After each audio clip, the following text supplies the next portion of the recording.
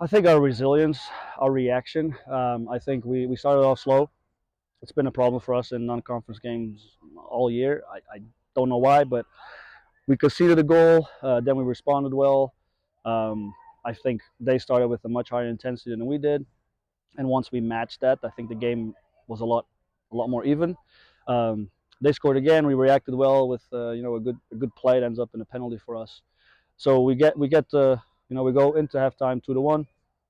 I think the first 50 minutes of the second half were phenomenal. I think we did really well. We pressed high. Our positioning worked. Defensive shape worked.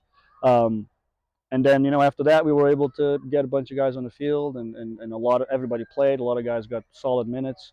Um, so I mean, overall, you play against a team that's just a little bit more intense in how they do things. And I think with a big conference game coming up, us seeing that, being able to match that, and then being able to compete against that was a big plus for us today.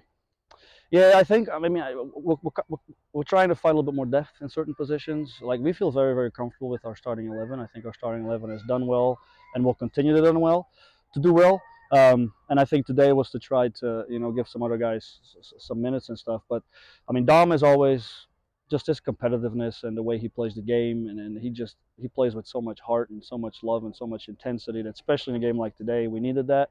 And Camaro comes in, has his ups and downs as a freshman, but when his ups are really, really high, and we just need to make sure that he has a little bit less downs in those transitional moments. But I think right now, I mean, it's not hard to figure out what our starting 11 is, and once that's a good thing because it brings consistency. But I also think that a lot of guys today played and showed that they can help.